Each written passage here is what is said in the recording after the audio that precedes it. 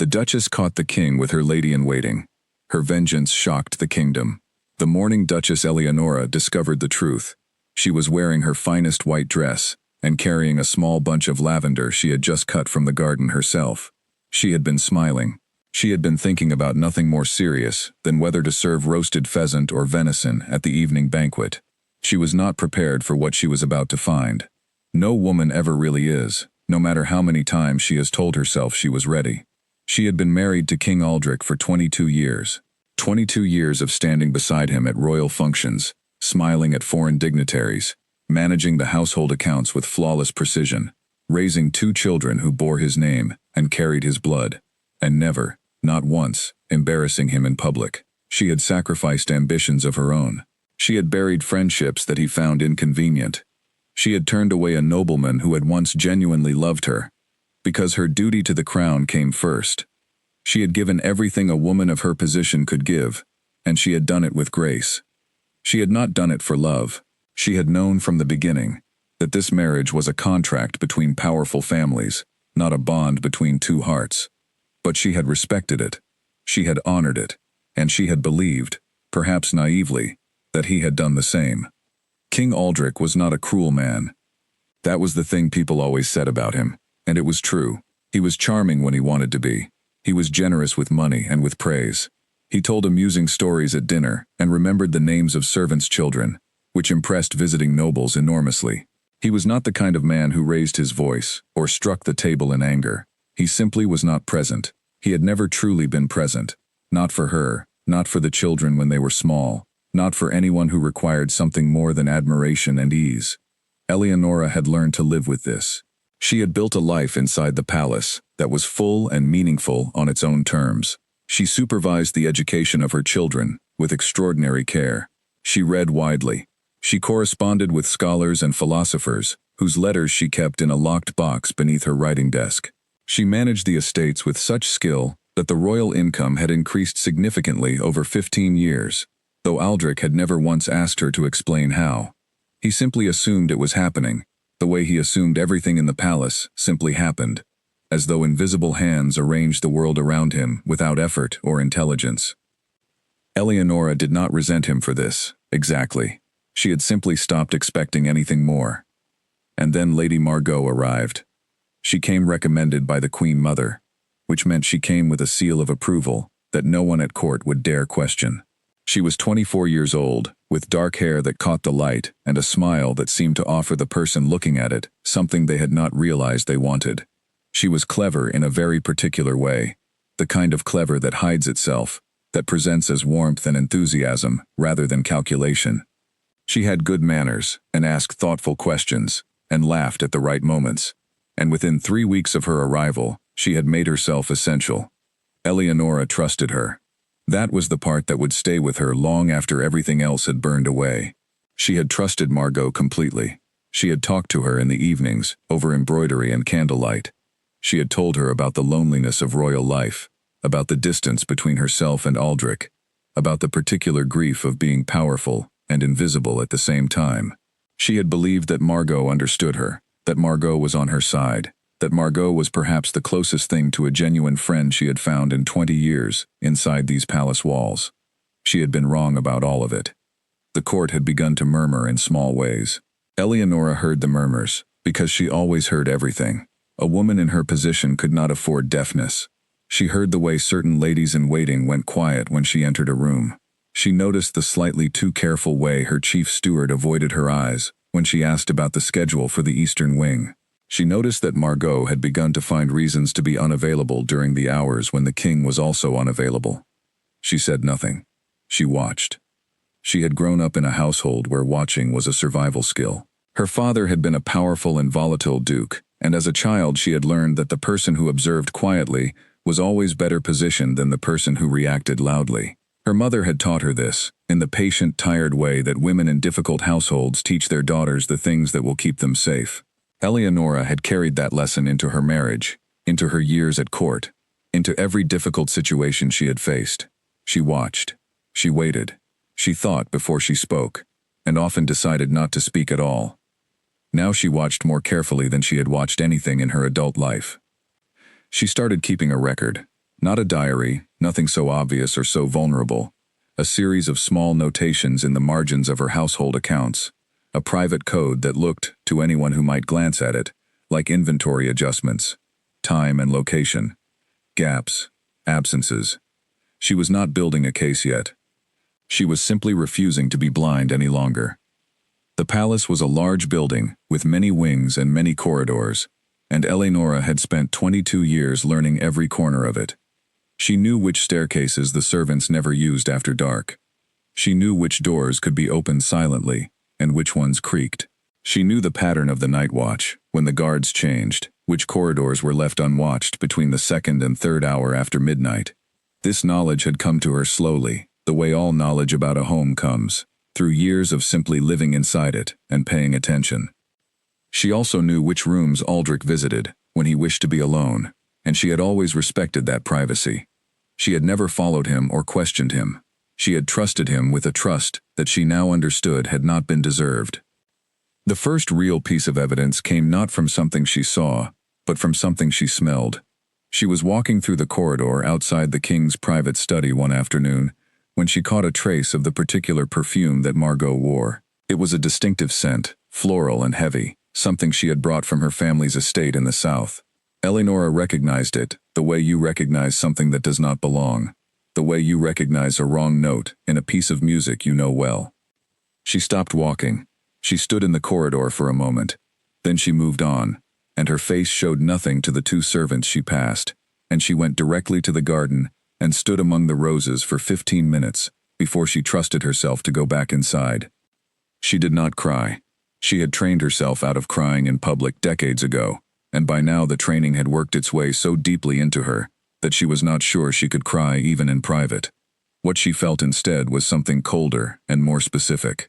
It was the particular sensation of seeing clearly for the first time something you had been refusing to see for months, and understanding that you had known all along. She had known. Of course she had known. She had simply not permitted herself to know it fully, because full knowledge required a response, and she had not yet decided what her response would be. Now she began to think about it seriously. She was in a difficult position, and she understood this without self-pity. She was a duchess, but she was not a queen. Her power derived almost entirely from her connection to Aldrich. If she confronted him directly, and he chose to dismiss her concerns, she would be humiliated and weakened. If she made accusations publicly, without overwhelming proof, she would be painted as a jealous and unstable woman, and the court would believe it, because the court always preferred that story to the more uncomfortable one. She had seen it happen to other women. She had watched them try to fight and lose everything, not because they were wrong, but because they had moved too quickly and without sufficient preparation. She was not going to make that mistake. What she needed was documentation. Legal documents, the kind of evidence that could not be dismissed or explained away, that existed on paper with proper signatures and witnessed seals, that a court of law or a church tribunal would have to take seriously. She began to think about which documents she had access to. She began to think about which relationships she had cultivated over 22 years that might now be useful. She began to think about her brother, Duke William, who commanded a substantial military force in the eastern provinces and who had always been closer to her than to Aldrich. She began to think, very carefully, about what was going to happen next. She was not angry, or rather, she was angry in the way that a fire is hot, completely and usefully. The anger did not cloud her thinking. It focused it. It gave her a kind of clarity that she had not felt in years, a sense of purpose that cut through all the comfortable numbness of her daily routine. She had been sleepwalking through her life for a long time, and now she was awake. That evening, she dressed with particular care for dinner. She chose a deep blue gown that she knew showed her bearing to advantage. She wore the pearl necklace that had been a gift from her father on her wedding day. She arranged her hair herself, something she rarely did because she wanted the time alone to think without a servant present. When she finally looked at herself in the mirror, she held her own gaze for a long moment. She looked calm. She looked composed. She looked exactly like a woman who had nothing on her mind beyond the evening meal. That was precisely the impression she intended. At dinner, she sat at the long table in the great hall, with 40 other members of the court, and she ate and smiled and spoke pleasantly about a letter she had received from a poet in the north, who had written a rather charming verse about autumn. She complimented Aldrich on his handling of a recent trade negotiation, which she had actually handled entirely herself through the financial officers he never spoke to directly. She asked Margot, seated 3 places down, whether she had recovered from the headache she had mentioned that morning, and Margot looked at her with something flickering behind her eyes that was not quite guilt and not quite fear, but was something in the neighborhood of both. Eleonora smiled warmly and looked away. After dinner, she pleaded tiredness and retired early. She went to her room. She dismissed her attendants. She sat at her writing desk, lit a single candle, and began to write a letter to her brother William. She wrote with great care, choosing every word. She did not describe what she had discovered in emotional terms. She wrote about property. She wrote about the legal arrangements that governed the management of the 7 estates that had come to the marriage as part of her own family's contribution. She wrote about a clause in the original marriage contract, a clause she had insisted on 22 years ago, and which Aldrich had agreed to without reading carefully, that gave her certain rights over those properties in specific circumstances. She reminded William of this clause without telling him why she was suddenly interested in it.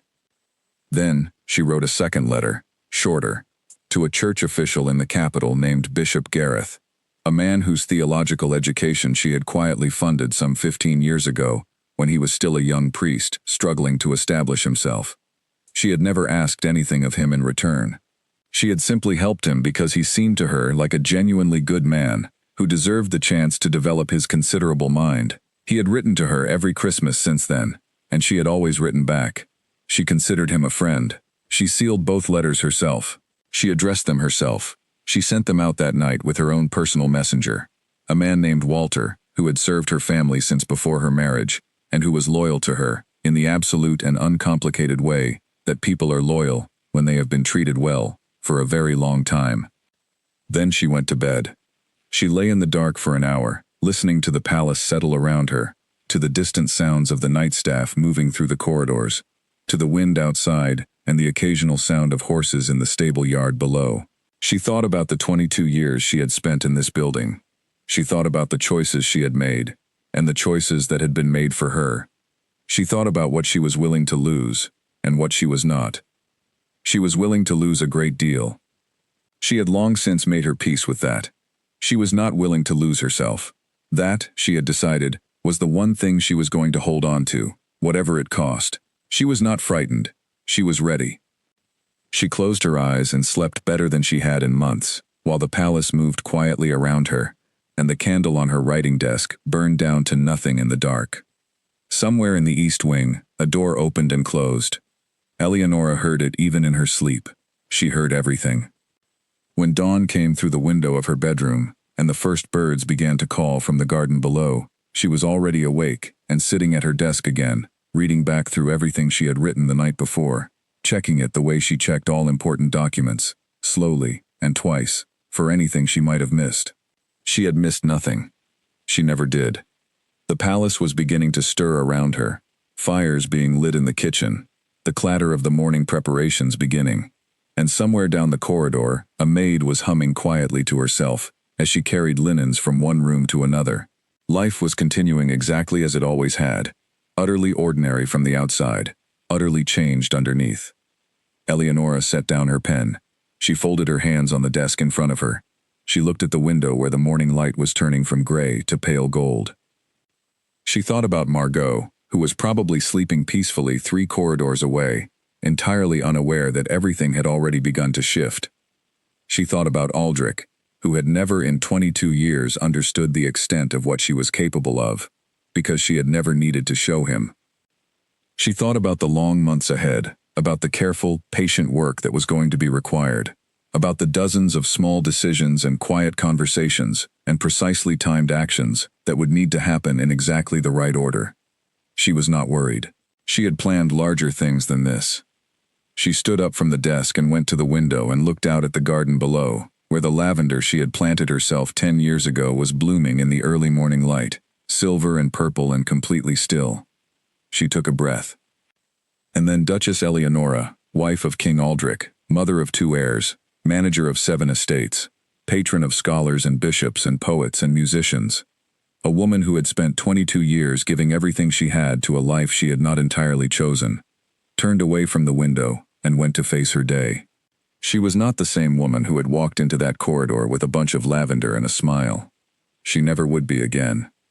And in the months that followed, the kingdom would come to understand, slowly, and then all at once, exactly who Duchess Eleonora had always been, underneath the gracious manners and the quiet competence and the patient smile. It would surprise most of them. It should not have. The signs had always been there, for anyone paying close enough attention. She had always been the smartest person in every room she walked into. She had simply been too polite to say so. That politeness, as it turned out, had an end. And she had just reached it. 19 days had passed since Eleonora sent those 2 letters. And on the surface of things, the palace carried on exactly as it always had. Breakfast at 8. Morning audiences at 10. The endless parade of petitioners and administrators and foreign guests and court officials moving through the grand rooms like water through old pipes, following paths worn smooth by centuries of identical days. Eleonora moved through all of it with the same calm she always projected, present and pleasant and seemingly without a care in the world that anyone could point to. But underneath, things were moving. William's reply came first, carried by a fast rider on horseback from the eastern provinces. It arrived sealed with his private family crest, not his ducal seal, a detail that told her he had understood the nature of the communication. He was careful like that. He had always been careful. The 2 of them had grown up in the same house with the same father, and they had learned the same lessons, though William had learned them standing in rooms, while Eleonora had learned them listening at doors. She had always believed she had the better education of the 2. His letter was brief. He confirmed that the clause she had referenced in the marriage contract was exactly as she remembered it. He had spoken, discreetly, to the family's legal counsel. The counsel had confirmed that under certain documented conditions, the 7 estates held in Eleonora's name at the time of the marriage reverted to her personal control rather than remaining jointly administered. The conditions were specific but not impossible to establish. William had also mentioned, in a single sentence near the end of the letter, that his regiment had recently completed its autumn training earlier than expected and was therefore available for reassignment at short notice, should the situation require it. He did not say what situation. He did not need to. She read the letter twice, burned it in the fireplace in her private sitting room, and felt something she had not expected to feel: gratitude.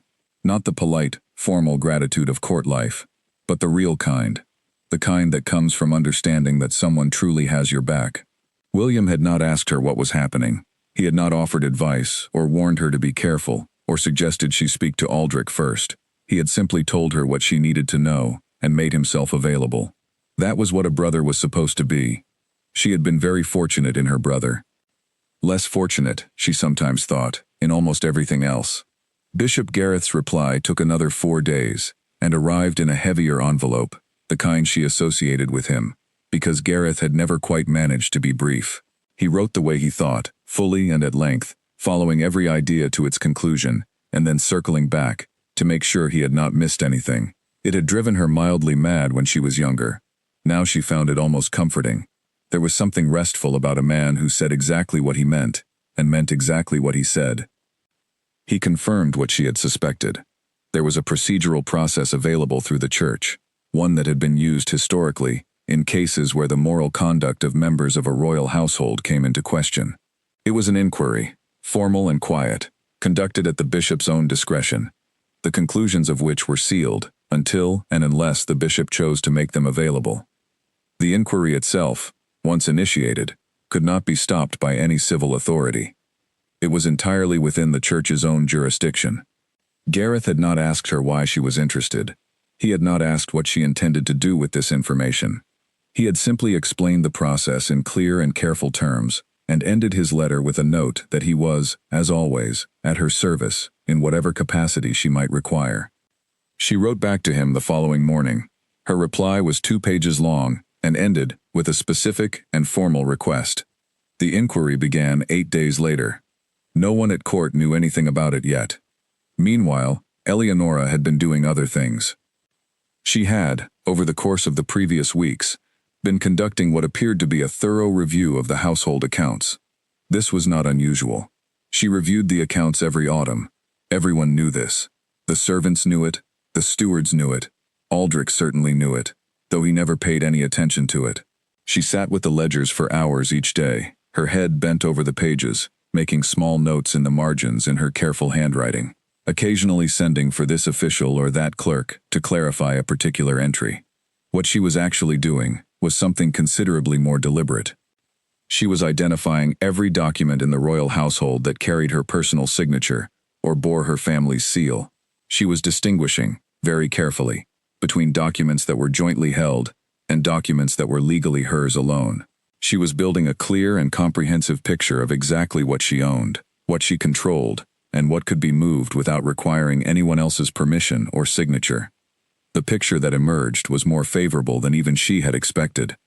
Over 22 years of managing the estates, Eleonora had accumulated a degree of financial and administrative authority that was, technically speaking, formidable. She had not done this deliberately, or at least not consciously. She had simply done what needed to be done, step by step, year by year, because Aldrich was uninterested in the details, and someone had to handle them. But the cumulative effect of 22 years of handling the details was that a very large portion of the royal financial machinery now ran through her hands and her connections, rather than through the king's. This was not, she reflected, an accident. She had always known on some level that security required resources. She had always understood that a woman without money was a woman without choices. She had made choices accordingly, not dramatically, not through any single large action that might have attracted attention and resentment, but through dozens of small decisions made over 2 decades, each individually unremarkable, each collectively significant. She thought, with something that might have been dark humor, that Aldrich would be very surprised when he finally realized what she had built. He would probably think she had done it deliberately and with some specific plan in mind from the beginning. He would probably believe she had always been plotting against him. He would be wrong, but only barely. She had never plotted against him. She had simply prepared for the possibility that she might need to stand alone someday. That preparation had turned out to be very thorough indeed. She was also watching Margot. She had always watched Margot, from the beginning, though the nature of her watching had changed. At first, she had watched with the warm interest of a woman who thought she was seeing a genuine friend develop. Then she had watched with the careful attention of someone who suspected something but was not yet sure. Now she watched with the cold precision of a scientist, observing a known quantity in a controlled environment. She was not emotional about it. She simply needed to understand the situation completely. What she understood was this.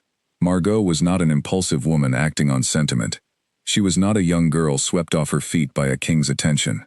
She was someone who had come to this court with an intention, who had cultivated relationships strategically, who had used the Duchess's own trust as a tool.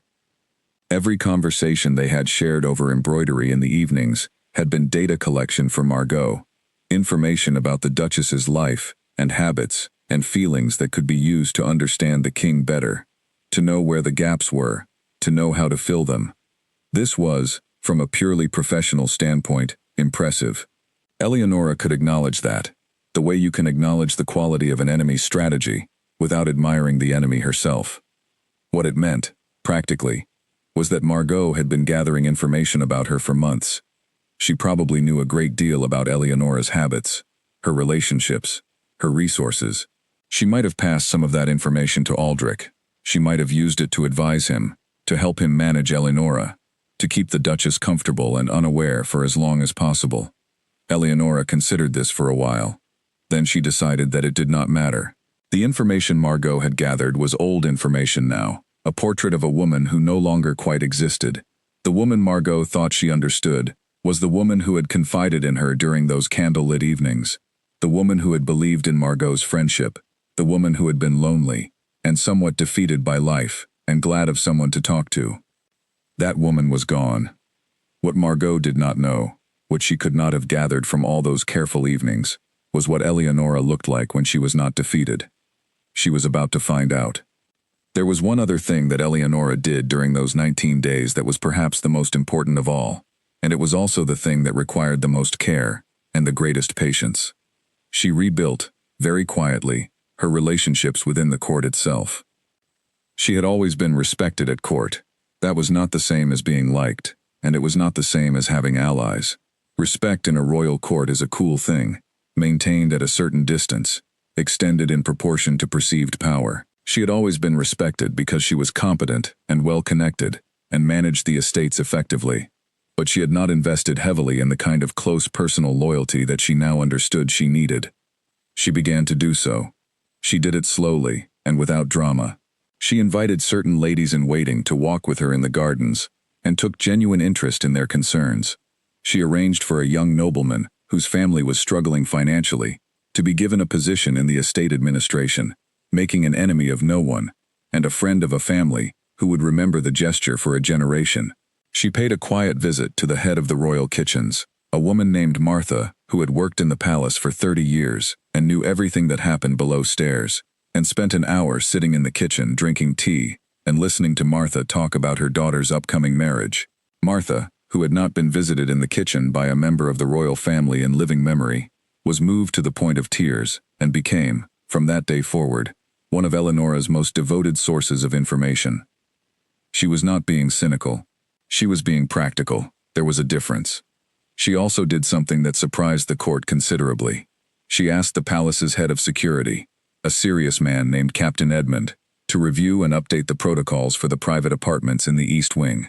She gave as her reason that a visiting dignitary had mentioned some concern about the layout, which was entirely fictional, but Edmund was not the sort of man who questioned a duchess about her stated reasons. He simply conducted the review. The review required him to speak with every person who had regular access to the East Wing corridors during evening hours. It required him to document who had been present and when. The documentation was thorough and sealed with his official stamp, which meant it was a legal record.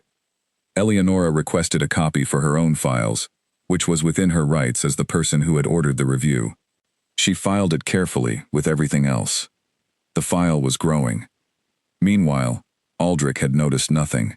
He attended his meetings, and his hunts, and his evening entertainments, and he slept well, which was the advantage of being a man who had never spent much time examining his own conscience. He was pleasant to Eleanora at dinner, in the distracted way he had always been pleasant to her, and she was pleasant back, and no one watching them would have seen anything different from any other evening of their 22 years together. Margot was beginning to relax. That was something Eleanora had been waiting for. The first weeks after the discovery had been tense. She had been able to feel it, the slightly heightened awareness in Margot's eyes, whenever Eleanora looked at her, the small, over-careful adjustments in her behavior. But as the days passed and Eleanora continued to behave normally, Margot had begun to breathe more easily. She had started to tell herself that perhaps Eleanora did not know after all. Perhaps the Duchess was simply the trusting, somewhat naive woman she had always seemed to be at heart. This was exactly what Eleanora needed her to think. She had one more piece to put in place before she was ready to act, and it was the most delicate piece of all. She needed to speak to her children. Her son, Lord Edward, was 17, serious and quiet, and very like her in temperament. Her daughter, Lady Catherine, was 15, brighter in personality, but no less perceptive. Eleanora had always been honest with them about the realities of court life, in age-appropriate ways, because she believed that children raised in comfort, without knowledge, were children left defenseless when the comfort ended. She spoke to them separately, over the course of 2 quiet evenings in her private sitting room. She did not tell them everything. She did not tell them anything specific about Margot or about what she had seen. She simply talked to them, in the way she had always talked to them, about what it meant to be part of a powerful family, about the importance of loyalty to the family name, about the fact that there might be some changes coming in the months ahead, and that whatever those changes were, her love for them was not a thing that changed. Edward had looked at her for a long moment when she said this, with those serious dark eyes that she had always thought were too old for his face, and he had said, very quietly, that he understood, and that he was with her. Catherine had cried a little, which she always did when she was upset, and then pulled herself together with an effort that reminded Eleanora very much of herself at 15, and said that she trusted her mother completely. Eleanora had held Catherine for a while, which she did not do often enough, and felt something move through her that was almost like grief, not for what had happened, but for the fact that it had happened, for the waste of it, for the years spent maintaining a pretense that could now be laid down. That night, she finished her preparations.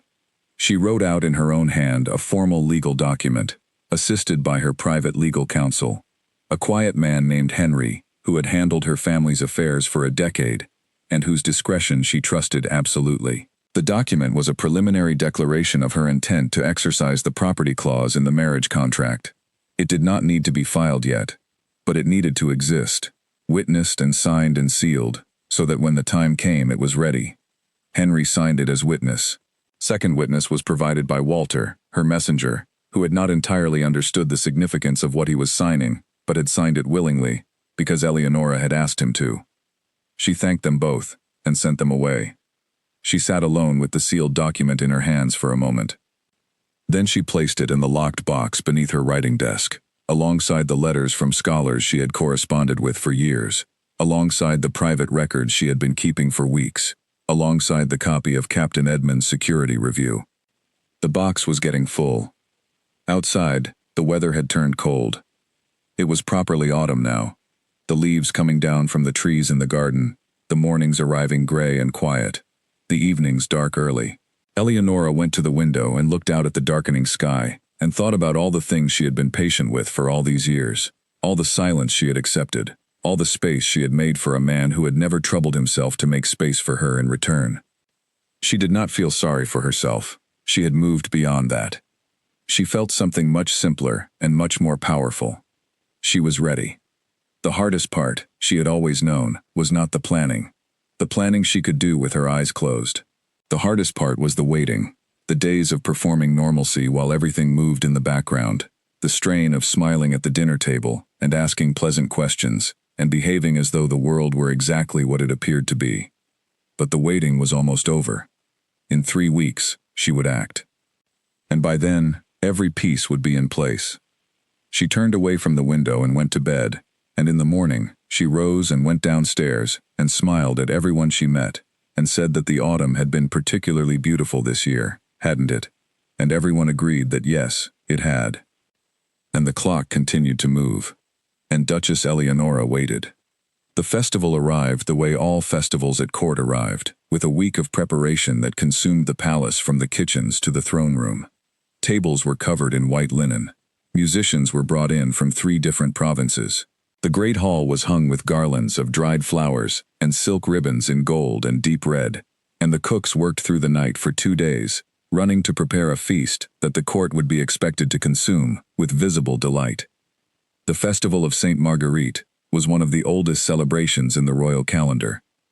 It had been observed for over 300 years, a religious occasion that had gradually acquired so many layers of social tradition that its original meaning had become somewhat decorative, like a painting that had been varnished so many times you could no longer see the original colors clearly. What it meant in practice was an evening of formal banqueting, followed by music and dancing that grew progressively less formal as the night went on, followed by a late supper that was really just an excuse to keep the celebration going until the small hours of the morning.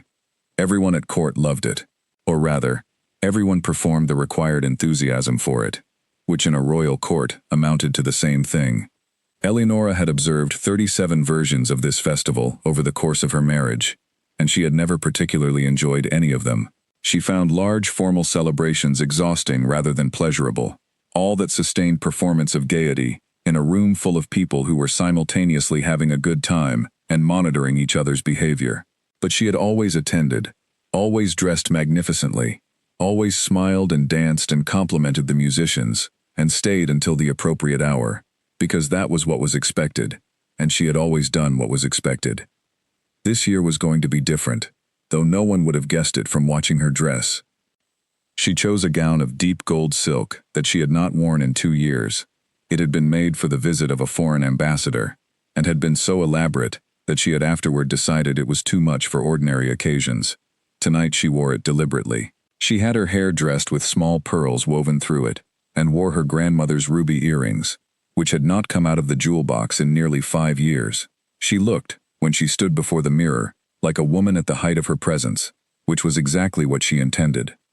Her maid, a young woman named Ruth, who had been with her for 3 years, and was bright enough to notice most things without saying so, glanced at her as she fastened the last clasp on the necklace, and then looked away again without comment. Ruth, who had spent 3 years reading her mistress's moods from small details, the way you learn to read weather from cloud formations, had understood that something was happening. She had not asked about it. Eleonora had always appreciated that about her. The great hall was already crowded when Eleonora entered. She moved through it with the ease of long practice, stopping to speak to this person and that one, accepting a glass of wine from a passing servant, exchanging pleasantries with the wife of one of the regional lords about the improvements they were making to their southern estate. She was present and warm and entirely unhurried, and she watched, all the while, without appearing to watch. Aldrich was at the far end of the hall, with a group of nobles, laughing at something one of them had said. He was wearing the deep green ceremonial coat she had chosen for him, which suited him, she had to admit. He had been a handsome man once, and traces of it remained, though time and ease had blurred the edges somewhat. He saw her across the hall and raised his glass briefly in her direction, and she smiled back at him the way she always did, with the particular smile she reserved for public occasions, pleasant and warm, and absolutely opaque. Margot was there. She was dressed in rose pink, which she wore very well, and she was standing with 2 other ladies-in-waiting near the window on the south wall, talking animatedly about something. She caught Eleonora's eye from across the room and smiled, and Eleonora smiled back with precisely the same warmth she always showed her, and moved on. The evening proceeded. The formal dinner was served and consumed and praised. The musicians played. Pairs and groups moved out onto the cleared floor to dance, and Eleonora danced too, with various partners selected by the evening's protocol, and she laughed at the appropriate moments, and asked interested questions about crops and horses, and children, and all the 100 ordinary things that you discuss at court functions when you are managing a large number of relationships simultaneously. She was aware, always, of where Margot was. She was aware, always, of where Aldrich was. She was not watching them watch each other. She was watching the small signals that passed between people who are trying not to appear to communicate. The fractionally too long glance, the almost imperceptible nod, the casual movement that brought 2 people briefly close without technically requiring them to speak. She had known what to look for weeks now, and she had been patient. At about the 3rd hour after sunset, she excused herself from the group she had been speaking with, and made her way toward the chapel corridor. She had chosen this path deliberately. The chapel was on the north side of the palace, and the most direct route to it passed along the wing of private rooms that Aldrich used when he wished to be away from the formal apartments. She had told no one where she was going. She was, if anyone asked, visiting the chapel for a brief private prayer, which was not an unusual thing to do at the festival. The corridor was quiet. The sounds of the celebration receded as she moved further from the great hall. The corridor had a different quality than it did in daylight, deeper and narrower somehow, the torches in their brackets throwing long shadows against the stone walls. Eleonora walked without hurrying. She walked the way she always walked, with the unhurried deliberateness of a woman who had never in her adult life moved through a space as though she did not belong in it. She heard voices before she reached the door. She recognized both of them.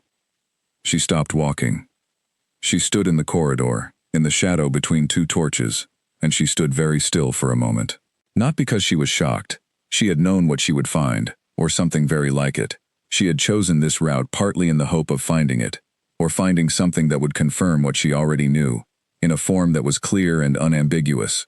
She stood still, because there is a difference between knowing a thing and confronting it directly. And even a woman as controlled and prepared as Eleonora needed a moment to close the distance between those 2 positions. She took that moment. She breathed. She arranged her face. Then she walked to the door and opened it quietly. What she saw when she opened that door required no interpretation. It was not ambiguous. It was not something that could be explained away or reframed as something else. It was simply what it was, and it was the confirmation of everything she had been carrying alone for weeks. She stood in the doorway for perhaps 3 seconds. Aldrich saw her first. His face went through a rapid sequence of expressions in a very short time.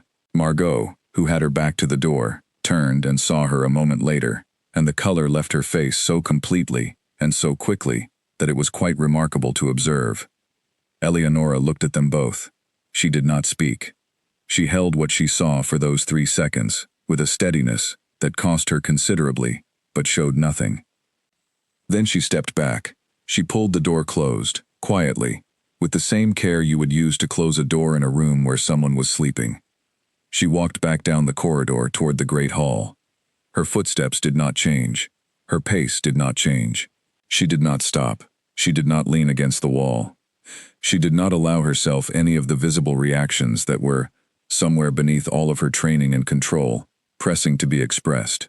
She understood, with perfect clarity, that the next thing she did was more important than the previous thing she had seen. She understood that the story of this moment would be told by how she behaved in the 10 minutes that followed it, not by what she had witnessed. She walked back into the great hall. She accepted a glass of wine from a servant and took a sip. She joined a small group near the fireplace that was discussing the hunting prospects for the following month, and she listened and contributed a sentence about the weather conditions in the northern estates that prompted a pleasant discussion. She danced the next 2 dances, once with an elderly lord who was delighted to be asked, and once with the 16-year-old son of a visiting nobleman who was so nervous that he stepped on her foot twice, and she pretended not to notice either time. She stayed for 2 more hours. She spoke to 30 people. She laughed at 4 separate jokes. She ate some of the late supper. She bid a warm goodnight to the Queen Mother, who was making her exit early, as she always did, and to 3 different ladies whose names she knew, and whose families she had maintained careful relationships with for over a decade. When she finally excused herself and walked back to her own apartments, she was composed and gracious and slightly flushed from the warmth of the hall, exactly as she ought to have been after an evening of dancing and good wine. Ruth was waiting for her. Eleonora sat down in the chair by the fire and let Ruth remove the pearl pins from her hair, and she stared at the fire, and she said nothing for a long time. Ruth, who had read the evening from her mistress's face the moment she walked in, also said nothing. She moved quietly around the room, doing what needed to be done, asking nothing, offering no commentary. She was an exceptionally good lady's maid, and one of the most reliable forms of goodness in a servant, Eleonora had long understood, was knowing when to leave a silence undisturbed. After a while, Eleonora said, very quietly, that she would like to be alone. Ruth withdrew. The door clicked shut, and Eleonora sat for a while in the firelight and felt the full weight of what she had just seen, and what it meant, and what it was going to require her to do. She did not feel devastated. She had moved past the point where this discovery could devastate her. What she felt was something more complex and more final than devastation. It was a kind of closing, the door of a chapter being shut, not violently but completely. 22 years of a certain kind of life, ending in a corridor on a festival evening, confirmed by 3 seconds in a doorway. She thought about it for a while. She let herself feel it, all of it, the betrayal and the exhaustion and the grief, and the very particular anger that comes from understanding that you have been underestimated by someone who should have known better. Then she got up, went to her desk, and began to write. She wrote for 2 hours. When she finally stopped and sealed the last document, the festival had been over for some time. The palace was quiet. The torches in the corridors outside her door had burned low. Somewhere in the distance, a dog barked twice and then was silent. Eleonora placed the documents carefully in the locked box. She went to bed. She did not sleep immediately, but she slept eventually, and when she did, she slept deeply, with the particular rest that comes to a person who has finally stopped waiting and started moving. Outside her window, the last of the festival's decorations shifted in the night wind, the silk ribbons twisting gently in the cold, dark air. The festival was over. Everything else was just beginning. 3 days passed after the festival, and Duchess Eleonora went to every meal, attended every function, walked through every corridor of the palace, with the same composed expression she had always worn, and no one who looked at her could have pointed to a single thing that seemed different. That was the genius of it. She did not act like a woman who had just experienced the defining moment of her marriage. She acted like herself, which is to say, she acted like a woman with perfect control over her public face, and a great deal happening behind it. Aldrich was watching her. She could feel it. He had come to the breakfast table the morning after the festival, with the particular careful pleasantness of a man who does not know how much trouble he is in, and is trying to determine the answer through observation. He had been attentive to her in small ways, commenting on her gown, asking about her plans for the day, inquiring after the children. She had responded to all of it in the same way she always responded, warmly and briefly, and without anything in her tone that he could interpret as accusation or knowledge. She could see the confusion behind his eyes. He had expected something: anger, tears, confrontation, cold silence, something that would have told him where he stood. What he was getting instead was normality, and normality was much harder to manage because it gave him nothing to respond to. Let him be confused, she thought. Let him wonder. Let him spend the first 3 days after the festival trying to figure out whether she had seen what she had seen, or whether he had imagined the whole thing. Let uncertainty do its work. She had been very carefully managing uncertainty for 3 days, and it had done exactly what she had wanted. Margot was a different story. Margot had been, for 3 days, in a state that Eleonora could only describe as quietly terrified. She had not requested to be relieved of her duties. She had not tried to approach Eleonora privately. She had not done anything dramatic or visible. She had simply performed her functions with a heightened, almost painful precision, arriving exactly on time for everything, completing every task she was given with meticulous care, behaving in every observable way like a woman who is working very hard to give no one any grounds for complaint. It was, Eleonora thought, a reasonable strategy under the circumstances. She almost respected it. But she noticed other things. She noticed that Margot's hands trembled very slightly when she poured tea. She noticed that Margot checked the door whenever someone entered a room they were both in. She noticed that Margot had lost some of the easy, fluent confidence that had always been her most striking quality. The smile was still there, but it had become something effortful rather than natural, a performance that required work rather than one that came freely. Good. People who were frightened made mistakes. People who were performing composure, rather than actually possessing it, eventually slipped. Eleonora was not in a hurry for that moment, but she was noting its approach. On the morning of the 4th day, she received confirmation that Bishop Gareth's inquiry had been formally initiated through the proper church channels. It had been assigned a case number. It had a recording clerk. It existed now as a legal and ecclesiastical document that no one could erase or prevent. On the afternoon of the same day, she received a brief letter from her brother William. He had met with the family's legal counsel again. The property clause review was complete. The documents were prepared. Everything on his end was in order. She filed both pieces of correspondence in the locked box. The box was, by this point, extremely organized. She had arranged everything in it chronologically and by category, because she was the kind of person who could not function in a chaotic system, and she had understood for some time that when the moment came, she would need to be able to put her hand on any piece of information within 30 seconds. She spent the 4th evening at dinner, acting entirely like herself. Afterward, she played cards with 2 older ladies of the court, whom she genuinely liked, and who had always been quietly in her corner, though they would have been very surprised to hear her say so. She won 3 out of 4 hands, which was her usual rate, and made a point of being gracious about the one she lost. On the 5th day, she did something that was not strategic and was not calculated and was entirely personal.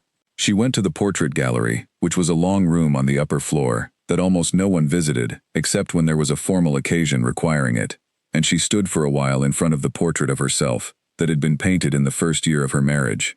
She had been 26 years old.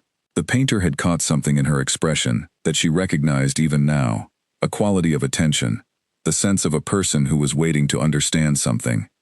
She looked at that young woman for a while.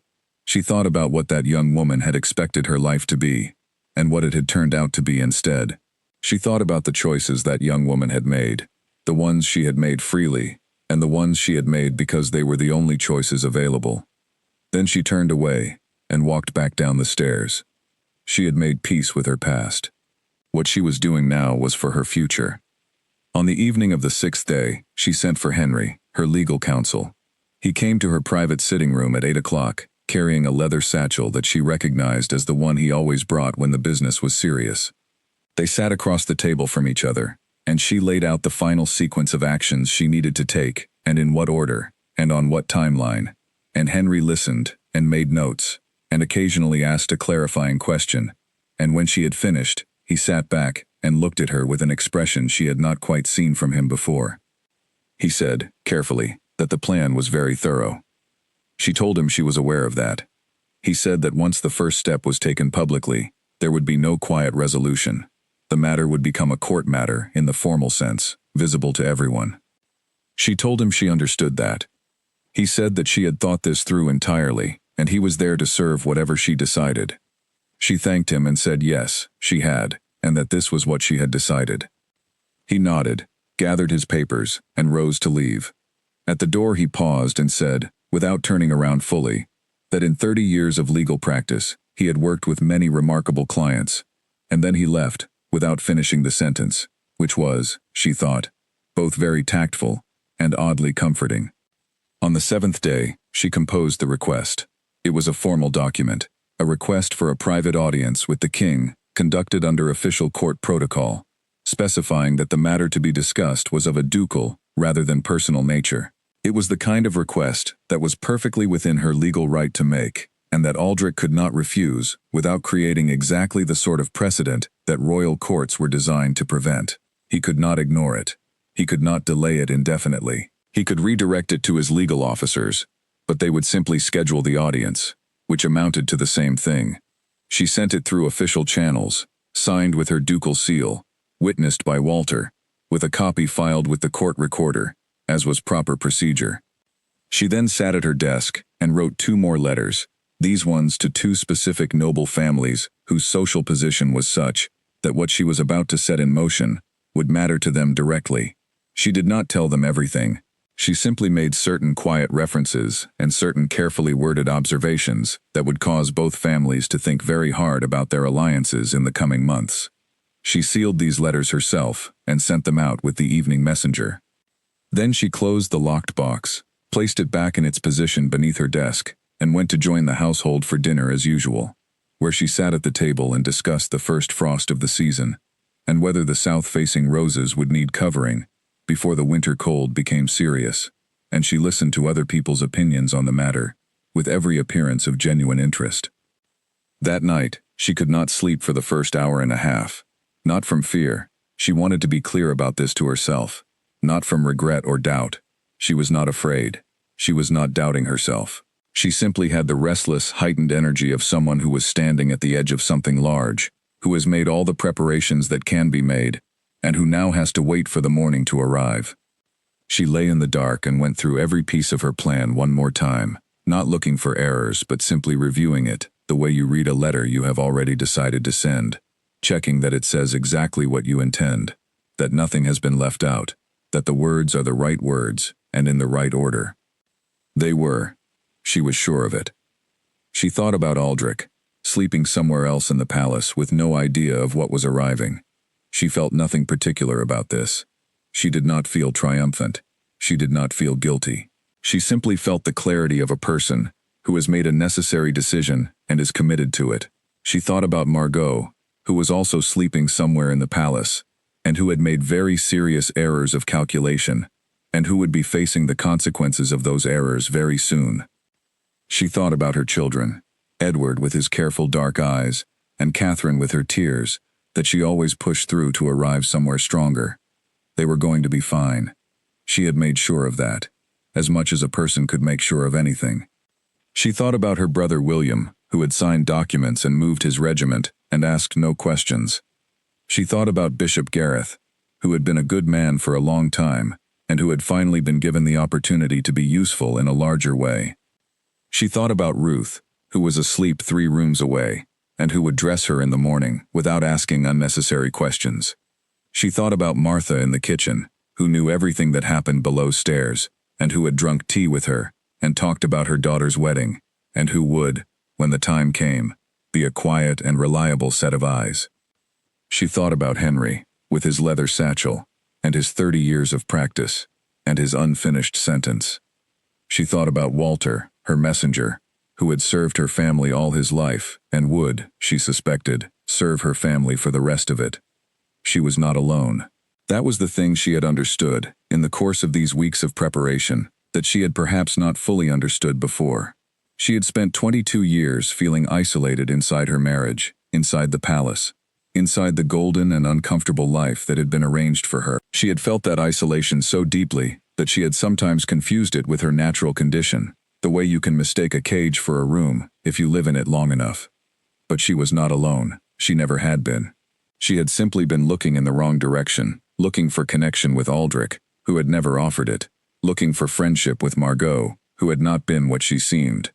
The connection had been there all along, in all the other directions.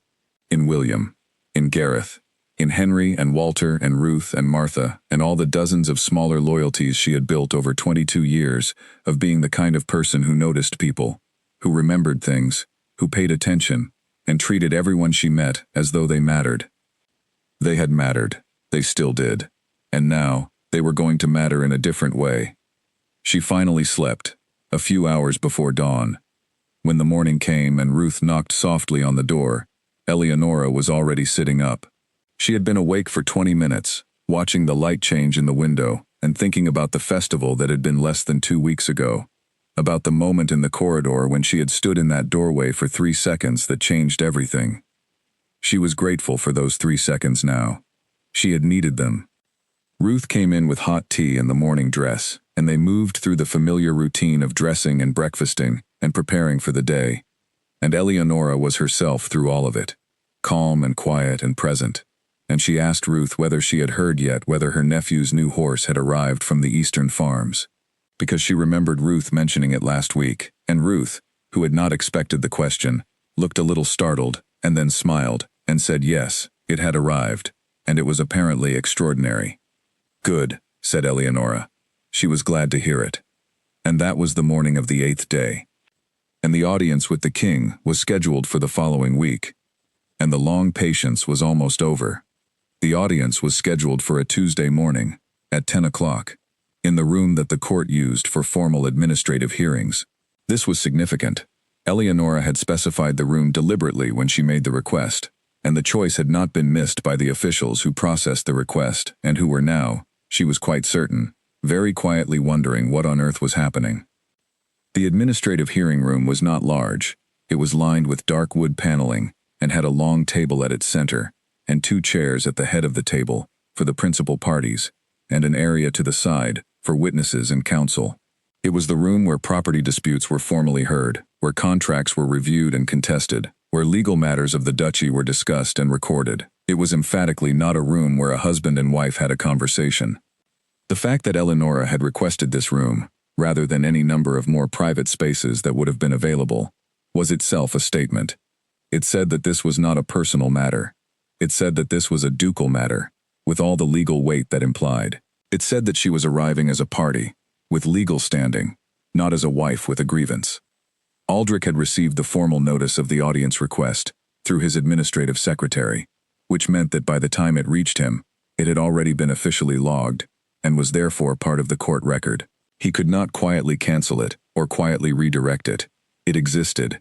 He had no choice but to show up.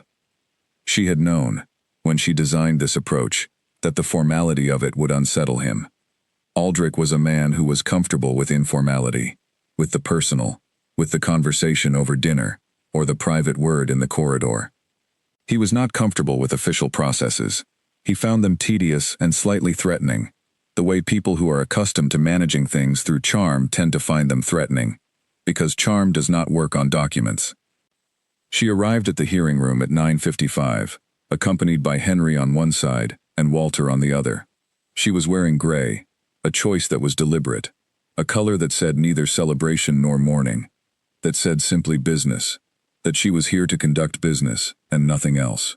Her hair was arranged simply. She wore no jewelry except her wedding ring, which she had decided to continue wearing until the appropriate legal moment, because removing it prematurely would have seemed dramatic, and she was not here to be dramatic.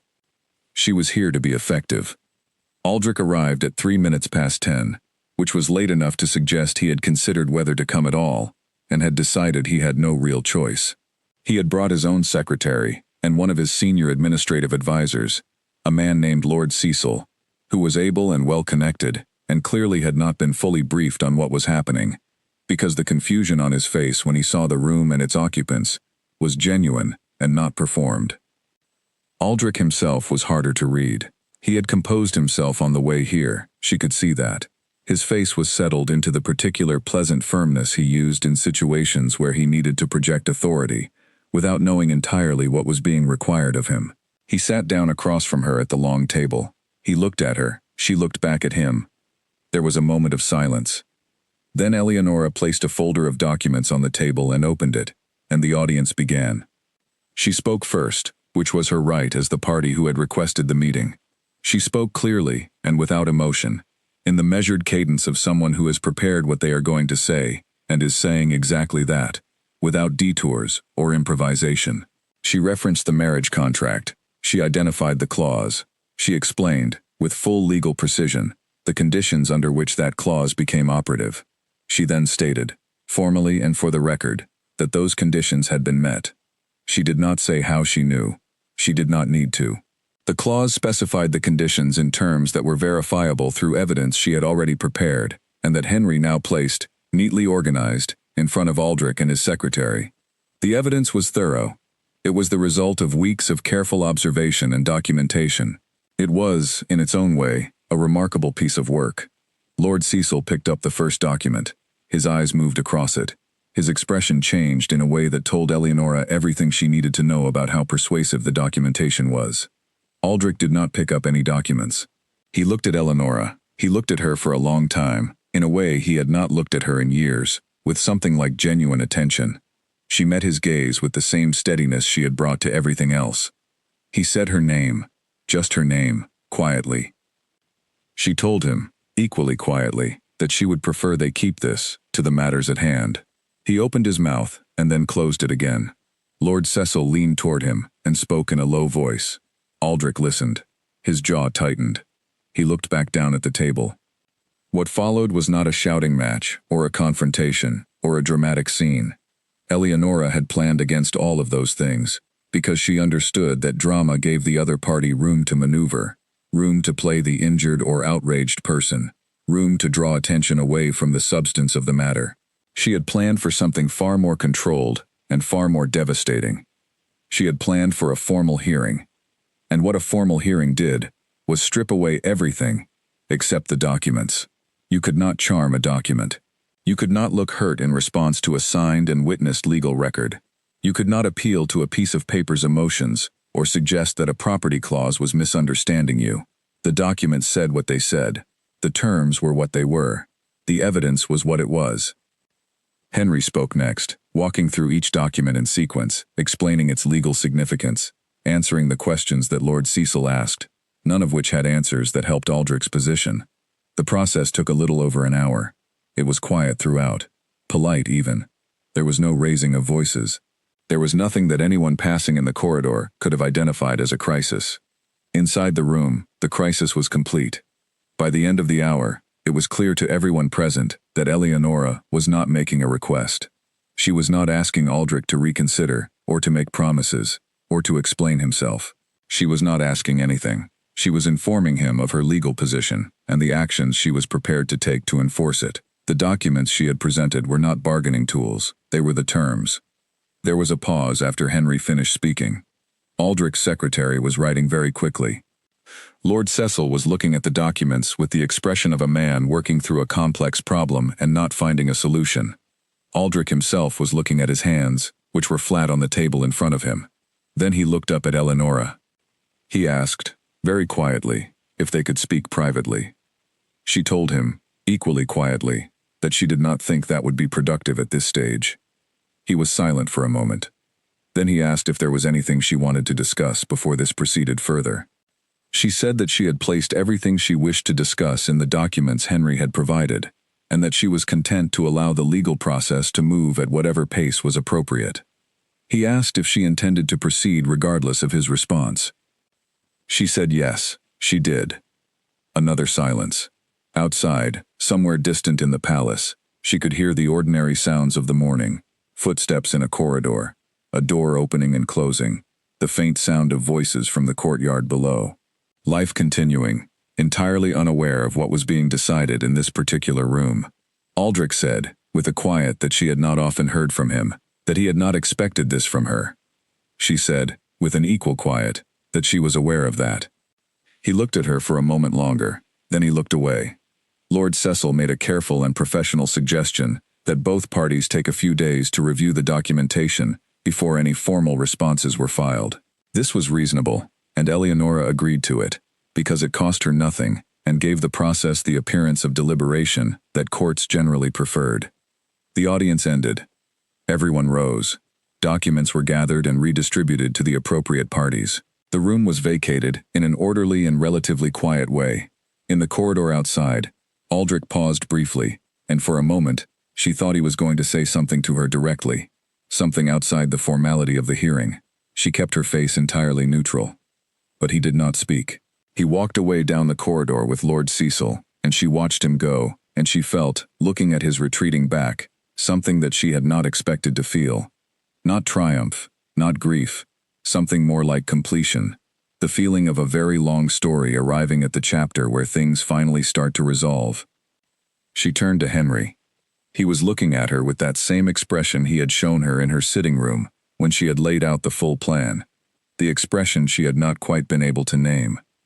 He said again that it had been a very thorough presentation. She said yes, she thought it had been. Then she walked back to her apartments, changed out of her gray dress into something warmer, and went to the garden to look at the roses. The frost had come in the night. The last of the autumn flowers were finished. She stood among them for a while, in the cold, clear air, and breathed. In 3 days, the responses would begin arriving from Aldrich's legal team. In 6 days, Bishop Gareth's inquiry would make its next formal move. In the meantime, there was still the matter of Margot. That, she thought, looking at the frost-killed roses, was going to be handled very differently. Not with documents, not with hearings, not with anything visible at all. With something far more subtle. With something that, in some ways, was going to be far more complete. She walked back inside. She had work to do. The thing about Margot's situation was that she had built her position entirely on social currency. She had arrived at court with no independent wealth, no property of her own that mattered, no title beyond the modest one her family held in the South, and no particular political connections that were not mediated through the families whose good opinion she cultivated. She had built her value entirely from the inside, through charm and proximity, and the particular usefulness of someone who knows how to make powerful people feel comfortable. This was, in its way, skillful. Eleonora had always acknowledged it. But it also meant that Margot's entire world was made of relationships, and relationships, unlike property deeds, could be unmade without a court hearing. She did not confront Margot. She did not dismiss her from her post, or make any formal move against her. She simply began, very quietly, and with extraordinary care, to rearrange the landscape around her. The first thing she did was write a letter to Lady Cecilia Hartwell, whose daughter was of marriageable age, and whose family had been in quiet conversation with Margot's family about a possible alliance through the marriage of a cousin. The letter was pleasant and chatty, and entirely without accusation. She simply mentioned, in passing, that she had been thinking of Lady Cecilia's daughter, and had recalled hearing some time ago that the Margot family had encountered some difficulties in the South that she hoped had been resolved. She did not specify the difficulties. She did not need to. Lady Cecilia, who was sharp, and who had been wondering about those same vague difficulties for some months, would read between the lines with perfect clarity. The second thing she did was return, through a carefully chosen intermediary, a collection of personal letters that Margot had written over the preceding year to various people at court and 1 or 2 outside it. These were letters that had come into Eleonora's possession through the ordinary flow of household management, letters left in rooms where they should not have been left, letters that had been entrusted to messengers who were, as it turned out, not entirely separate from the Duchess's household staff. The letters were not scandalous in themselves, but they were frank in ways that their recipients might not have appreciated, containing opinions about those same recipients that had been expressed with the kind of freedom you only use when you think no one important will ever read what you have written. The letters arrived at their various destinations without explanation or cover note. They simply arrived. The effect was quietly catastrophic. 3 separate noble families who had counted themselves among Margot's warmest allies at court found themselves holding letters in which Margot had described them, in her own handwriting, with a frankness that was deeply unflattering. One family, the Glenworths, had been described as financially precarious and politically naive. A second family had been characterized as socially ambitious beyond their actual standing. A third had been told that their eldest son was charming but shallow, which was perfectly true, but is not something that families wish to read about their children, in letters written by people they have welcomed into their homes. The families did not know who had sent the letters. They did not know how the letters had been obtained. They simply found themselves, one by one, experiencing a significant cooling of feeling toward the woman they had previously supported. Eleonora did not gloat about this. She had not enjoyed obtaining the letters or using them, but she had understood for a long time that the world was not a place where goodness was reliably rewarded and wrongdoing reliably punished without assistance. And she was providing that assistance now, with the same careful precision she brought to managing the household accounts. The third thing she did was speak to Bishop Gareth about a specific aspect of the church inquiry. The inquiry, as she had explained it to herself from the beginning, was not about individuals. It was about the moral culture of the royal court, and whether certain practices and relationships within that court were consistent with the standards expected of people in positions of sacred trust. This was broad, it was procedural, it was, importantly, not directed at any specific person. But the inquiry had to speak to someone. It had to gather testimony, and in the ordinary course of gathering that testimony, certain names would inevitably come up, and certain members of the court would be invited to give formal statements about matters they had observed. Margot, as one of the principal ladies in waiting, was naturally among those invited. The invitation was courteous and formal. It explained that the bishop's office was conducting a routine review of certain matters pertaining to the management of the royal household, and that her testimony as a senior member of the Duchess's staff would be valued. It was the kind of letter that, received in ordinary circumstances, would have seemed completely unremarkable. In Margot's current circumstances, it would have seemed like a great deal more than unremarkable. Eleonora imagined Margot reading it, and imagined the sequence of thoughts that would follow, and felt something she firmly declined to call satisfaction. She was not doing this for satisfaction. She was doing it because it was necessary, and because she had decided that necessary things should be done properly and completely. The fourth and final thing she did regarding Margot was the simplest and in some ways the most effective. She stopped talking about her. At court, in any large social system, the person who is spoken of positively by someone of authority is elevated by that speech, and the person who is simply not spoken of at all begins to become invisible. Eleonora had been, for over a year, one of Margot's most reliable social advocates. She had mentioned her in complimentary terms to important people. She had included her in select gatherings. She had spoken of her warmly to visitors from other courts who asked about the composition of the household. This advocacy had done a great deal to establish Margot's position. She stopped doing any of it. She did not say anything negative about Margot to anyone. She simply ceased to say anything at all. When Margot was mentioned in her presence, she gave brief, neutral responses and moved on to other topics. When Margot was present at social occasions, Eleonora was pleasant and distant in equal measure, exactly polite and no more. She removed the warmth from every interaction, the way you turn down a lamp, gradually, without making a dramatic moment of the darkness. The court noticed. The court always noticed. Within a fortnight, the social temperature around Margot had shifted in ways that could not be directly attributed to any single action or statement, but were nonetheless unmistakable to anyone paying attention. The invitations that had previously arrived reliably became less reliable. The conversations at social gatherings became slightly more surface level. The warm network of small favors and mutual promotions that Margot had spent 18 months building began to thin. Margot could feel it. Eleonora could see that she could feel it. She could see it in the slightly more forced quality of Margot's social efforts, the extra energy she was expending to compensate for the coldness that had appeared around her without apparent cause. She was working harder for the same results, and getting slightly less each time, and she did not know why, which was the most disorienting thing of all. It was not cruelty. Eleonora wanted to be clear with herself about this. It was consequence. Margot had arrived at this court and had done considerable damage, and she would leave this court, and the damage would not have been cost-free. That was not vengeance in any theatrical sense. That was simply the way that actions and consequences worked, which Eleonora had always believed was the only real moral system worth operating within. Through all of this, she continued to manage the household with her usual efficiency. She attended the required functions. She supervised the estate accounts. She corresponded with her scholars, and her brother, and her bishop. She spent time with her children, more time than she usually allowed herself.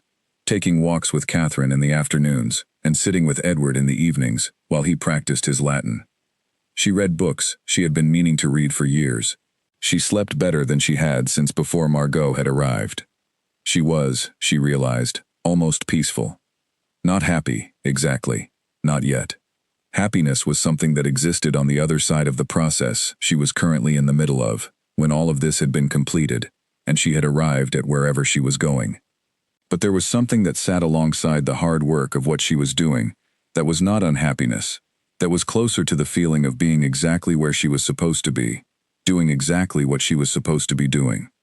She had not felt that in a very long time. A week after the formal audience, she received the first substantive response from Aldrich's legal team.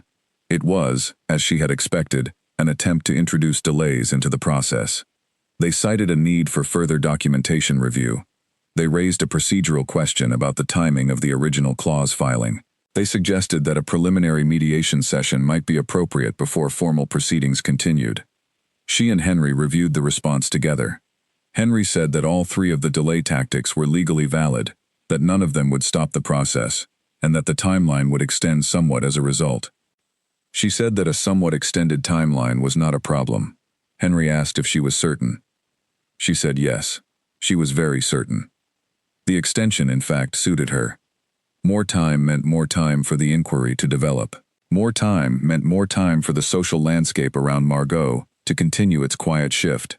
More time meant more time for all the careful work she had done to settle into the structures of the court in ways that could not be quickly undone.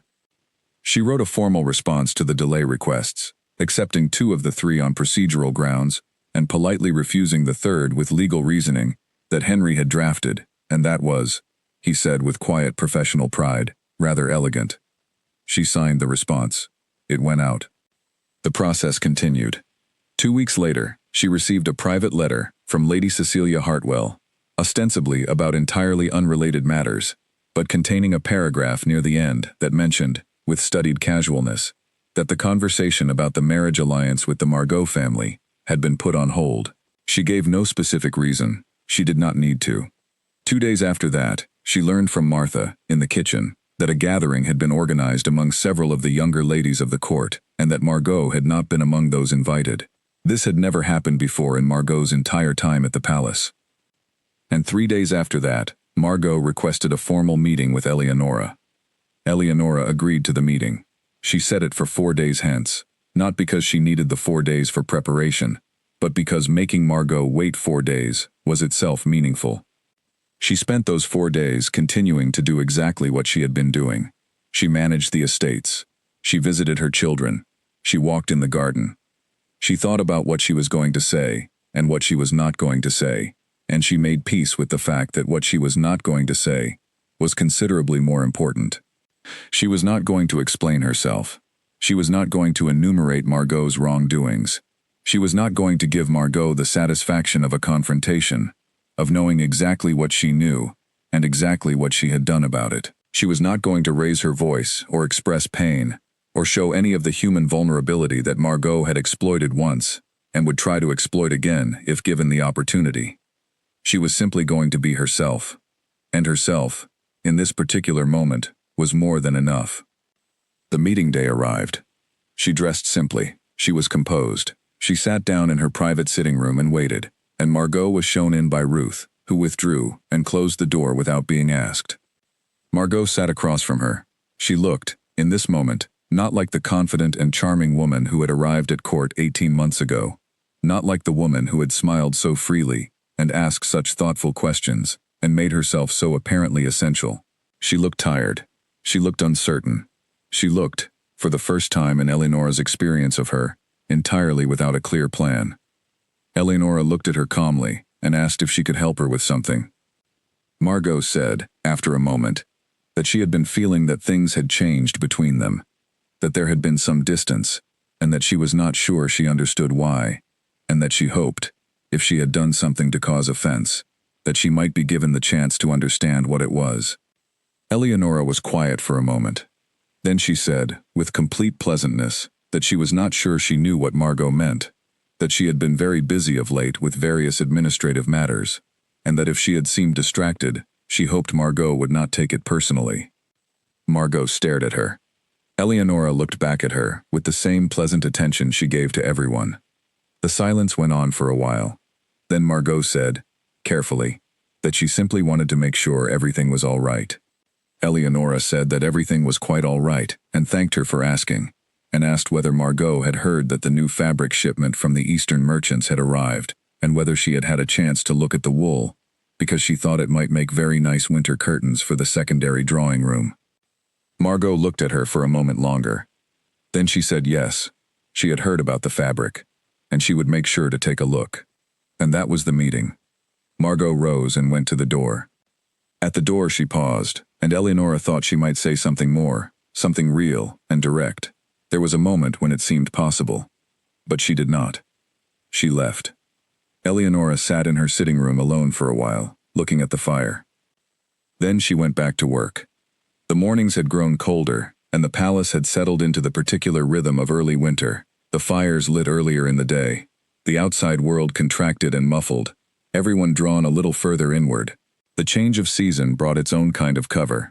People were occupied with preparations and domestic concerns, and the business of the court slowed in the way it always did between the last autumn festival and the formal opening of the winter calendar. Eleonora used this time. She had, over the preceding weeks, established a correspondence with two families outside the immediate circle of the royal court, families who held significant regional power in the provinces and whose opinion of the central court was important to its political stability. She had maintained these relationships for years through the ordinary channels of courtesy and practical exchange. Now she cultivated them more deliberately, visiting one family in person, on the pretext of inspecting one of the northern estates, and hosting the other at the palace for a 4-day stay, that she managed herself with her characteristic precision. Neither family was told anything directly. She did not make speeches or explanations or requests. She simply was herself, capable and clear and entirely in command of everything in her orbit. And both families came away from their interactions with her with a renewed understanding of exactly who the person with genuine administrative authority over the royal estates actually was. It was not the king. She also, in this period, did something that required both courage and very careful timing. She gave an interview to a church historian who was compiling records of notable women's contributions to the management of royal households across the preceding century.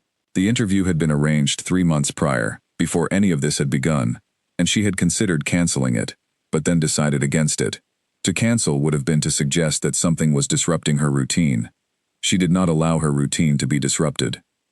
The historian, a pleasant middle-aged man named Father Gilbert, spent an afternoon with her, asking questions about the management of the estates and the educational programs she had supported, and the various institutions she had funded quietly over the years. She answered his questions fully and clearly, and without drama. She talked about what she had actually done, which was considerable, and she talked about it with the matter-of-fact confidence of someone who had simply done what needed to be done, and had not made a performance of it. The historian was, she could see, surprised by the scope of it. He had come expecting a moderately interesting account of dutiful service. What he was hearing was the operational history of a significant portion of the kingdom's administration. She did not say this to him. She simply let the facts be the facts, which had always been her preference. Father Gilbert's compiled history would not be published for 2 years. But the conversation happened, and histories have a way of being referenced before they are published, and knowledge of what had been said has a way of spreading in the particular informal channels through which important information in a court society always travels. She was building something. Not a case, exactly, though that was part of it. She was building a record of who she was and what she had done, and what she was capable of. A record that would exist, independent of her marriage, and independent of Aldrich, and independent of whatever story the court chose to tell itself about the events of the preceding months. She was not going to be explained away.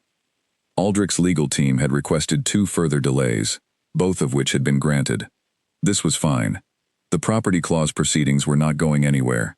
The documentation was complete, and the legal arguments were settled. What the delays did was give Aldrich more time to understand the full extent of what he was facing, which was probably not pleasant for him, and was probably useful for her.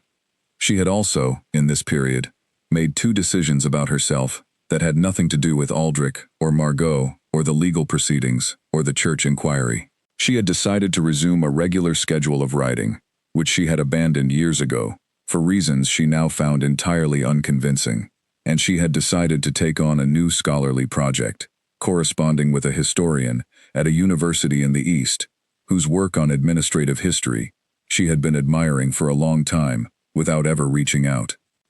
Both of these decisions were small. Neither of them had anything to do with what was happening around her. That was exactly why she made them.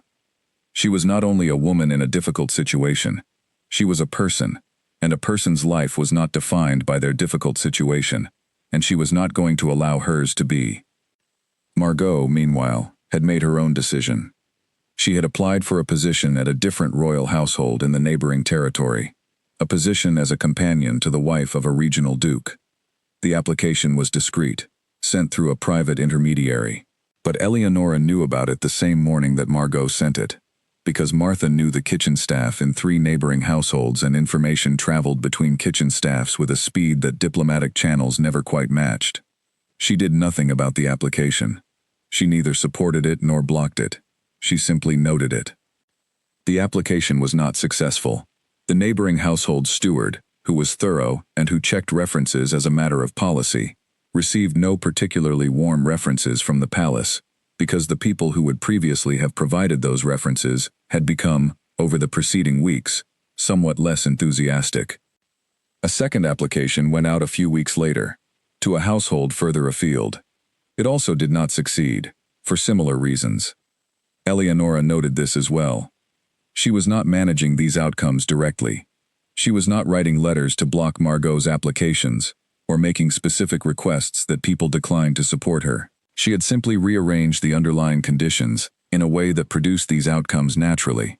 An absence of warmth from influential people, a lack of the particular social momentum that had once propelled Margot through every door she approached, a general cooling that was untraceable to any specific source. The results were predictable to anyone who understood how these systems worked. Bishop Gareth sent her a brief note in the second week of winter, indicating that the inquiry had proceeded to its intermediate stage, and that he expected it to reach its formal conclusions within the month. He added, in the careful language of a man who was trying to say something without quite saying it, that the testimony gathered in the course of the inquiry had been illuminating in ways that went somewhat beyond the original scope of the questions. She understood what he meant. She sent him a brief, warm reply, thanking him for his continued diligence. The formal conclusions of the inquiry, when they were delivered, were sealed and addressed to the parties whose names had come up in the testimony. They were not public documents. They were internal church records. But they were records nonetheless, and they contained specific factual findings that the relevant parties would have to live with in their personal knowledge of themselves, regardless of whether anyone else ever saw them. One of the sealed envelopes was addressed to Lady Margot. One was addressed to King Aldrich. Eleonora received no envelope. She had never been a subject of the inquiry, only its quiet initiator. She did receive, from Gareth, a brief personal note that said simply that he trusted she was well, that the winter in the capital had been mild so far, and that he remained, as always, her sincere friend. She wrote back and said that she was well, that the winter in the palace had also been mild, and that she was grateful, as she had always been, for his friendship. This was entirely true. She was, actually, well, better than well. She had lost many things over the course of the preceding months, or rather she had accepted the loss of things she had already known for some time were not really hers, and in the losing of them, she had discovered that what remained was in many ways more solid and more genuinely hers than what had gone. She was not yet to the place where she could say she was happy. The legal proceedings were ongoing. The formal separation had not yet been completed. The final documents had not yet been signed. There were months ahead of continuing process and negotiation and careful management. But she was on the other side of the worst of it. She could feel that. She was sitting one evening in her private sitting room, the fire low, reading a letter from the Eastern historian she had begun corresponding with, a long and genuinely interesting letter about the administrative records of a medieval duchess who had managed a complex estate during a period of political instability, when Edward knocked on the door and came in. He sat down across from her. He was wearing a plain coat, and his hair was slightly untidy, and he looked, in this moment, less like a lord in training, and more simply like her son, which was something she found she had more appreciation for with every passing year. He asked how she was. She told him she was well. He was quiet for a moment. Then he said that he had been thinking about the coming year, about what it would be like, about the changes that were happening, and that he wanted her to know that he thought she was the most capable person he had ever known, and that he was not afraid of the changes because she was managing them. She looked at him for a moment. Then she said that was very kind of him, and that she was proud of him, and that the capability he mentioned was, she was fairly certain, hereditary. He smiled. It was a rare thing, that smile, and it looked very like her own. She sent him to bed at a reasonable hour, and sat for a while longer with the fire, and the historian's letter, and the quiet of a palace that was moving through its ordinary evening, without drama. The locked box was still beneath her writing desk. She rarely needed to open it now. The documents it contained were either already in motion or already resolved, but she had not moved the box. She thought she would keep it for a while longer, not as a weapon, but as a reminder, a record of what she had done when she had needed to do something. She had needed to do something, and she had done it. She had done it entirely on her own terms, in her own time, with her own tools, and without once becoming the thing that her situation had tried to make her, which was a frightened or destroyed or diminished person.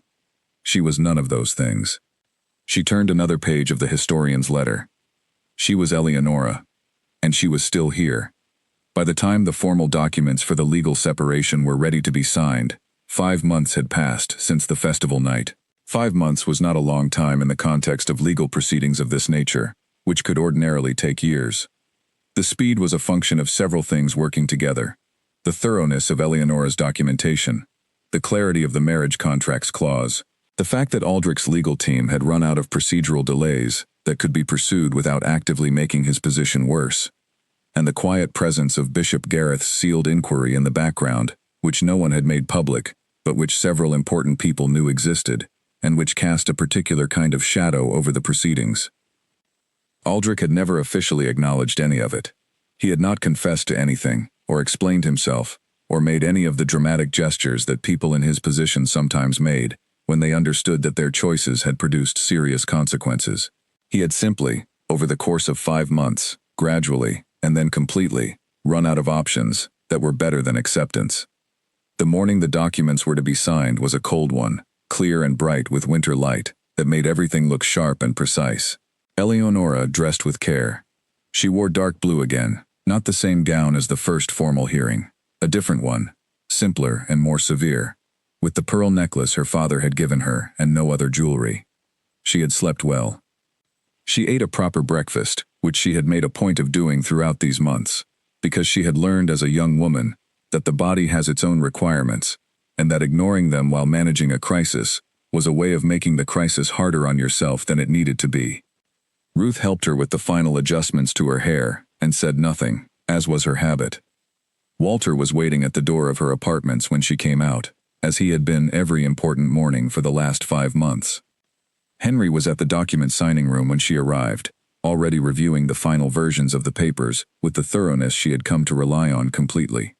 The room was different from the administrative hearing room. It was smaller and less formal, used for the signing of contracts and agreements, with a single table and chairs and a recorder's desk in the corner, where a young clerk was already seated, with his pen and his ink, and his expression of professional neutrality. Aldrich arrived with Lord Cecil and his secretary.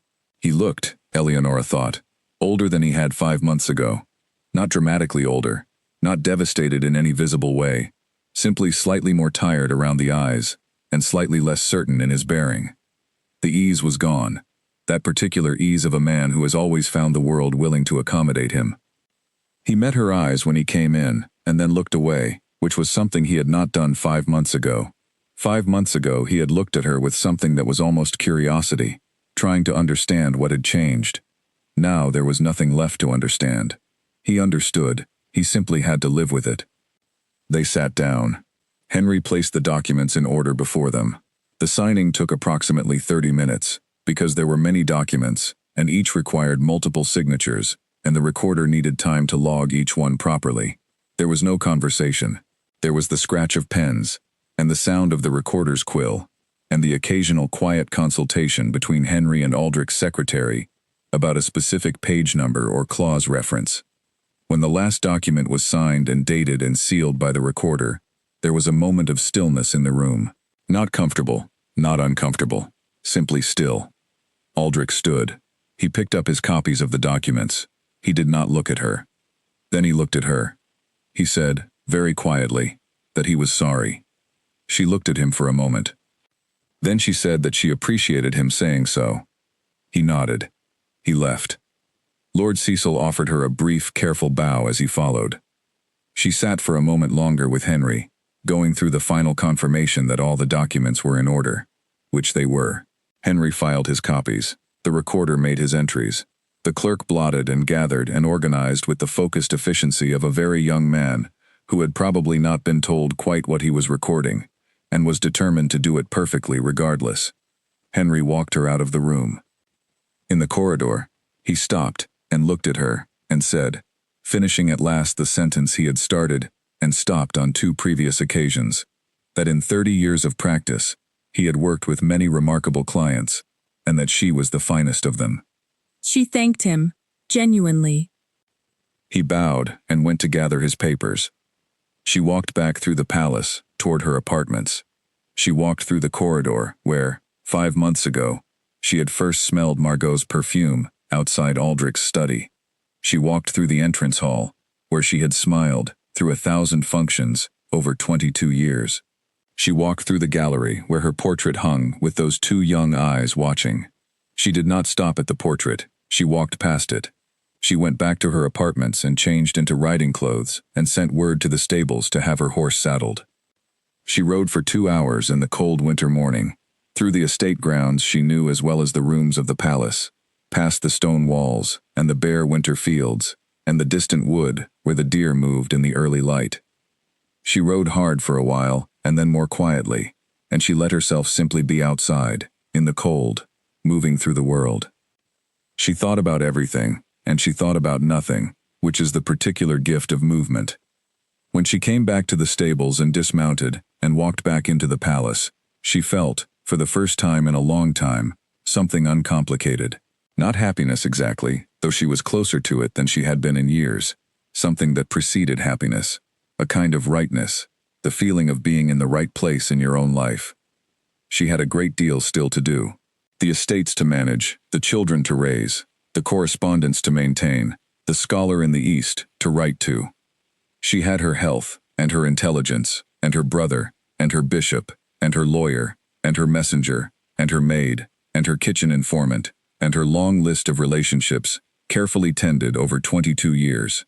She had the 7 estates in her own name, and the legal documents to prove it. She had the locked box beneath her desk, and everything in it. She had herself, most importantly. The palace had become quieter around Margot in the weeks preceding this morning. She had not left yet, but everyone understood that she would leave, in the same way that everyone understands something inevitable that has not yet quite arrived. The social landscape she had built had eroded to the point where remaining was more uncomfortable than departing, and Margot was practical enough to recognize that. Where she would go was not entirely clear. Eleonora did not particularly concern herself with it. She had done what she had done, and she had done it completely. The outcome for Margot was the natural consequence of Margot's own choices, which was exactly as it should be. She went inside. She had letters to answer and accounts to review, and Edward had mentioned something about a concern in the northern estate that she wanted to address before the week was out. She had, as always, a great deal to do. She sat at her desk. She opened the first letter. She began to read. Outside her window, the winter light shifted as a cloud passed over the sun and then moved on, and the light came back, clear and cold and very bright. She did not notice. She was working. Spring came slowly that year, advancing and retreating in the way it sometimes does, giving the world one warm week and then taking it back, trying again, finding its footing gradually among the frost. The trees in the palace garden were bare for a long time, and then one morning they were not, and the shift happened so quietly that you could not say exactly when it had occurred, only that it had. Eleonora noticed it on a Thursday morning, opening her window to let in some air, and looking out and seeing that the garden was changed, that the green had come back overnight, or over many nights, accumulating in a darkness she had not been watching. She stood at the window for a moment. Then she went back to her desk and continued writing. The legal proceedings were not fully complete. They would not be for some time. These things moved through official channels at a pace determined by the channels rather than the parties, and there was nothing to be done about that except continue to manage the pieces within her control, which she did, with the same attention she had always brought to such things. But the significant moments had passed. The documents were signed. The clause had been exercised. The church inquiry's sealed conclusions existed in the appropriate archives. The social landscape of the court had shifted in ways that were gradual but permanent, the way topography shifts after water has moved through it for long enough. You could not restore it to what it had been before. It was simply different now. Aldrich was still the king. That would not change. She had never sought to change it. She had sought to establish her own position clearly and securely independent of his, which she had done, and she had sought to address the specific wrong that had been done to her with the specific tools available to her, which she had also done. She had not sought his destruction, which would have been both impossible and, she thought, beneath her. He was a diminished man in some ways, in the ways that a man is diminished when the person who was quietly holding most of his world together is no longer doing so, and he has to discover this, through experience, rather than through any conversation anyone had thought to have with him. His estate management was already noticeably less smooth. 3 of his senior administrative officers had independently requested, in polite and carefully worded terms, that certain queries be redirected to the Duchess's office, which was the habitual language they used, and which they had not yet updated to reflect the new arrangement. Eleonora redirected these queries to the appropriate alternative channels herself, because she was not going to let the administration fail through spite when it could be maintained through competence. This was, she thought, probably the most honest statement of who she was. She could not, even in the aftermath of everything, bring herself to allow something to be badly managed when she could manage it well. It was simply contrary to her nature. She had sent Aldrich a brief and businesslike note about the query redirections, listing the relevant officers and the appropriate new contacts for each area of inquiry. He had sent back an equally brief acknowledgement. That was the nature of their communication now. She found it, genuinely, preferable to most of what their communication had been before. Margot had left the palace in the 2nd week of spring. She had not made a dramatic departure. There was no confrontation, no tearful goodbye, no final scene. She had simply been there 1 week and gone the next, and the room she had occupied was cleaned and reassigned, and the places in the household schedule where her name had appeared were replaced with other names, and within a short time, the palace had absorbed her absence the way a large body of water absorbs the removal of 1 cup of itself. Eleonora did not know where she had gone. She had not asked. It was not relevant to anything she needed to know, and she had long since learned the difference between information she needed and information she was merely curious about. Curiosity was a luxury. She could afford some of it now, but she did not spend it on Margot.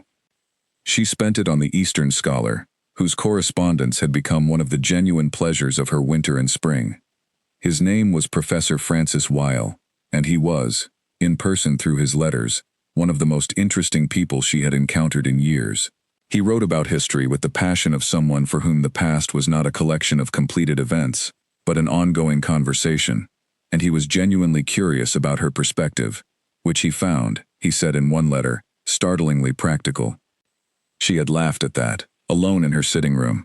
She wrote back that she supposed practicality was a natural disposition for someone who had spent 22 years managing the actual day-to-day operations of a large institution, and that the history books tended to record the names of the people who made grand decisions, while overlooking the names of the people who ensured that dinner arrived on the table, and the accounts were balanced, and the staff was paid, and that this was one of the things she found most interesting about historical records, which was what they chose not to mention. He had written back 3 pages about this, which she had read twice. Her children were well. Edward had assumed, with her guidance, some preliminary administrative responsibilities that were appropriate to his age and ability, and that would prepare him well for the future. He was serious and thorough, and occasionally too hard on himself, which was a trait she recognized and was working to gently address. Catherine had developed a passionate interest in music that Eleonora was encouraging with every means available to her, because she believed that the pursuits of a young woman's mind mattered entirely independently of their practical applications. She had dinner with both of them twice a week, just the three of them, informally, in the small dining room off her sitting room. These were the hours she protected most fiercely from the demands of everything else. These were the hours that felt most like the life she should have been building all along. The kingdom's external opinion of events had taken time to settle. There had been a period of uncertainty and rumor, the way there always was, when something significant shifted in a royal household. People in neighboring territories had asked careful questions through diplomatic channels. Visitors to the palace had arrived with slightly heightened curiosity and departed with carefully considered assessments. The general picture that had emerged, through the accumulation of these conversations and observations, was not what some people had expected. They had expected, perhaps, a story of a wronged woman destroyed by her circumstances. The story that had actually emerged was somewhat different. It was the story of a woman who had managed a kingdom's worth of administrative responsibility for over 2 decades, who had built relationships and resources of formidable scope, and who had, when the moment required it, deployed all of those things with remarkable effectiveness. This was not the story of a victim. It was the story of a person who had exercised extraordinary power with extraordinary precision. The court had not been entirely comfortable with this, at first. There was a period during which people did not quite know how to relate to her, because the categories available to them for a woman in her position, grieving wife, dignified sufferer, cautionary tale, none of them quite fit what she actually was. She was too capable for the grieving category, and too intact for the cautionary one, and too direct in her manner for the dignified sufferer role, which required a kind of performative sadness she had never been interested in producing. Eventually, the court settled on something closer to the truth, or at least closer to a version of the truth that they could live with. She was formidable. That was the word that began to attach itself to her. In conversations she was not present for, in assessments made by people who were trying to understand the landscape of the court as it currently stood. She was formidable, and she was reliable, and she was not someone whose bad opinion it would be comfortable to hold. This suited her. She had not set out to be formidable. She had set out to be decent and effective, and to keep her integrity intact under pressure that had been considerable. Formidable was simply what happened to a person who succeeded in those aims when the circumstances required that success to be demonstrated publicly. She had a conversation in the late spring with Lord Cecil, whom she ran into at a formal occasion, and who had the courage, or perhaps the intelligence, to approach her and speak to her directly, rather than pretending they had never sat across a table from each other in a hearing room, while his legal team tried to find delays in her documentation. He told her, with a brevity that she appreciated, that he thought she had handled everything with a great deal of dignity. She told him, with equal brevity, that she had simply handled it as well as she knew how to. He nodded. He moved on. She thought, watching him go, that this was probably the closest thing to an acknowledgement from Aldrich's side that she was going to get, and that it was, actually, enough. She did not need more than that. She had, over the course of the preceding months, come to a fairly clear understanding of what she needed and what she did not. She needed the practical things, security, the management of the estates, enough resources to educate her children as they deserved to be educated, and to maintain the correspondence, and the relationships, and the particular intellectual life she had built for herself. She needed her health, and the riding, and the cold mornings in the garden. She needed her brother William, and his occasional letters, terse and warm in equal measure. She needed Ruth, and Henry, and Walter, and Martha, and Francis Wiles' long letters about historical administrative practices, and the way Bishop Gareth ended every note with the same phrase, which was that he remained, as always, her sincere friend. She did not need, she had discovered, as many of the things she had previously thought she needed as she had believed. She did not need to be the central social figure of the court, which she had been, but which had always been exhausting. She did not need Aldrich's esteem, or his attention, or his presence at the table beside her, which she had once thought of as a minimum requirement for her life to make sense. She did not need the particular validation of being the king's consort, which had come with so many costs and so few genuine compensations. She needed to be herself. That was, it turned out, quite enough. The summer began to arrive while she was thinking these things, pushing the spring further and further back, until one morning, the summer was simply there, the full weight of it, warm and definite and very bright. She was sitting in the garden when she felt it properly for the first time, the heat of actual summer in the air, sitting in the chair she had moved to the spot beneath the old lime tree, because it caught the afternoon sun at exactly the right angle. She had a book open in her lap and a glass of cold water on the small table beside her, and she was reading and not reading by turns, the way you sometimes do on summer afternoons, when the warmth and the sounds of the garden keep pulling you back out of the page. She thought about everything that had happened. She thought about the 22 years, and the festival night, and the corridor, and the 3 seconds in the doorway, and the locked box, and the formal hearings, and the signed documents, and the quiet dismantling of a world she had built incorrectly, and the quieter, steadier building of the world she was building now. She thought about all of it, and she did not feel grief, exactly, and she did not feel triumph, exactly. She felt something more durable than either of those. She felt the particular satisfaction of a person who looked at a very large and very complicated situation, over a very long period of time, with very limited tools, and did not run from it, and did not fail. She had not failed. She was quite certain of that. She closed the book on her finger, and looked up at the summer sky through the canopy of the lime tree's leaves, green and bright, and absolutely full of light. She thought that she would write to Francis Weil tomorrow, about the medieval Duchess he had mentioned, the one who had managed her estates through political instability, and she would ask him what the historical records said about her later years, the years after the crisis had passed, and the estate was stable, and she was simply a person living her life. She was curious about the later years. She was, she thought, ready to be in her own.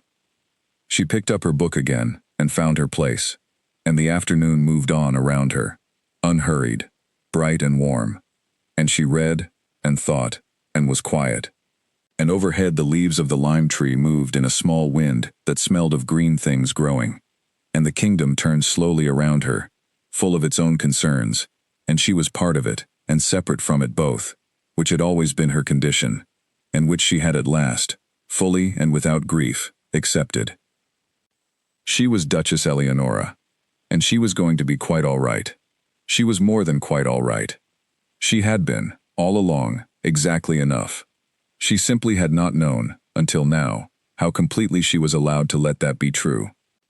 The afternoon passed into evening, and the evening into the long summer dark, and she sat in the garden until the first stars appeared, and then she went inside, and the door closed behind her, and the garden was quiet, and the lime tree stood alone in the summer night, and the stars came out one by one, and the palace was at rest, and the world moved on, as worlds do, and somewhere in the east wing, a window was lit and then dark, and in the north corridor a guard made his rounds and found everything as it should be, and below in the kitchen, Martha finished her final duties, and hummed something quiet to herself as she went to her bed, and in his room, down the stone corridor, Walter slept the untroubled sleep of a loyal man with a clear conscience, and Bishop Gareth, in his study in the capital, set down his pen, and folded his hands and looked at the ceiling for a moment, before the lamp, and in the east a scholar named Francis Weil read over a letter he had just written to a duchess he had never met, and thought, with genuine wonder, that she was one of the finest minds he had encountered in his career, and in their separate rooms, the children of a difficult marriage slept safely under their mother's roof, and Duchess Eleonora lay in her bed in the dark, and breathed, and was still. The kingdom was not the same as it had been. It was better. Not because anything grand had happened, because one woman had decided, quietly and completely, that she was not going to disappear, and she had been right about that. She had been right about most things. The morning would come, as it always did, and she would be there, and she would have things to do, and she would do them, and the day would pass, and she would still be there at the end of it. That was the whole of it. That was everything.